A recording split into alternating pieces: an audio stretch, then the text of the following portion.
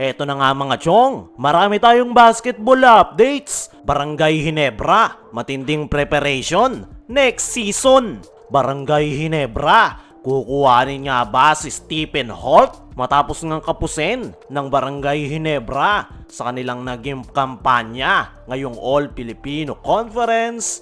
Ay expected nga na magkakaroon ng malaking pagbabago sa kupunan ni Coach Tim Cone. Pero ang tanong ng karamihan, kukuhanin nga ba ng Barangay Ginebra itong si Stephen Holt sa Terra Firma Jeep? Kumalat nga ang balitang kinukuha raw ng Barangay Ginebra itong si Stephen Holt matapos mag-post si Homer Sison na lumalaki raw ang chance na kukuhanin ng Ginebra ang nasabing Terra Firma player, lalo na't kinapos ang Barangay Ginebra ngayong All-Filipino Conference. Kaya naman, ating itinanong sa mga trusted source kung may balak ba ang Ginebra na kuhanin itong si Stephen Holt. At ang sagot nga mga chong ay maraming araw tinitignan na players ang Barangay Ginebra management, lalong-lalo na si Al Francis Chua. Pero pagdating nga raw kay Stephen Holt ay medyo nag-aalangan ang Barangay Ginebra. Medyo may edad na nga rin itong si Stephen Holt at yan nga yung big factor kung bakit nag-aalangan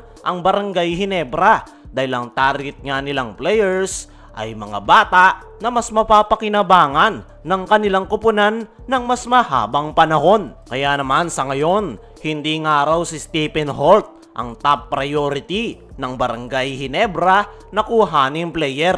Although mahusay nga itong si Stephen Holt, lalong-lalo na sa kanyang ipinakitang performance ngayong All-Filipino Conference. Sakali nga na mapunta ito ng Barangay Ginebra, ay ang pinakamay ko-contribute niya sa kupunan ni Coach Tim Cone ay ang kanyang scoring ability. Pero ang tanong, bagay ba ito sa sistema ni Coach Tim na triangle offense? Para sa akin mga chong, base sa mga inilaro nitong si Stephen Holt sa Terra Firma Jeep, ay masasabi nating hindi ito mag-fit sa triangle offense ni Coach Tim Cone. Alam naman nating lahat, yung triangle offense ni Coach Tim Cone na nangangailangan ng more ball movement para mapagana ng maayos. Kaya hindi talaga mag-fit itong si Stephen Holt, lalo na't ang kanyang natural position ay isang gwardya. May mga gwardya nga ang Barangay Ginebra na may pagkakahalin tulad sa laro nitong si Stephen Holt.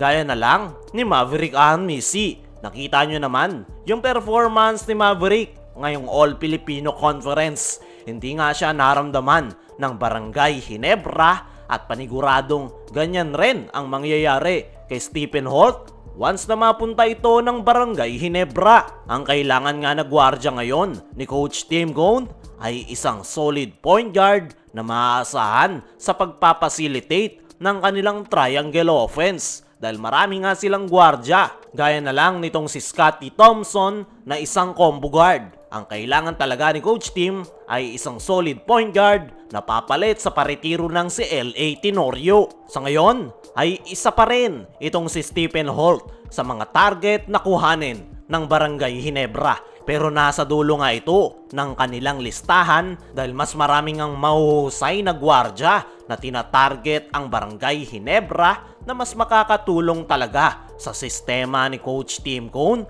na triangle offense. Para sa akin mga chong, ay mas magandang mag-stay na lang sa Terra Firma Jeep itong si Stephen Holt. Diyan ay mas mailalabas niya ang kanyang kumpiyansa sa paglalaro dahil wala siyang kaagaw sa posisyon. Dahil once nga na mapunta ito sa kupunan gaya ng Barangay Ginebra, ay paniguradong masasayang lang ang kanyang talent at hindi rin siya mapapakinabangan ng Barangay Ginebra. Kung si Stephen Holt ay isa sa target ng Ginebra pero hindi priority, ay pinaghahandaan na nga ng Barangay Ginebra ang paparating na panibagong season ng PBA. Nitong mga nakalipas nga na araw ay inanunsyo mismo ni Commissioner Willie Marshall ang malaking pagbabago sa paparating na panibagong season ng PBA. Gaya na lang sa paparating na Commissioner's Cup kung saan wala ng height limit ang mga PBA imports. Yan nga yung unang pinaghahandaan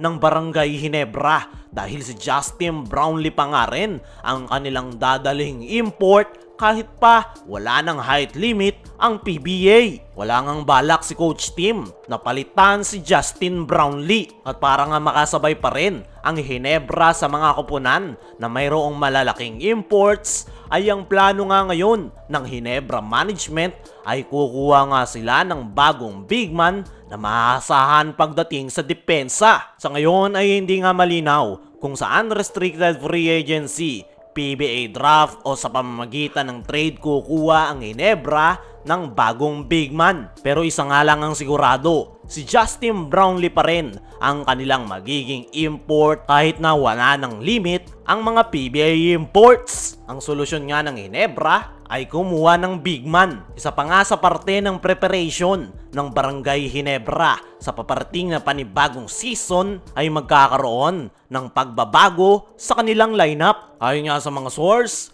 ay dalawa ang target na madagdag ng Ginebra sa kanilang koponan. Isang big man at isang gwardya. Isang big man para pang depensa sa mga naglalakihang import at isang gwardya naman na susolusyon sa kanilang problema ngayong nalalapit na ang pagre-retiro ni L.A. Tenorio. At expected nga na sa darating na mga linggo ay magsisimula ng gumalaw ang Barangay Ginebra.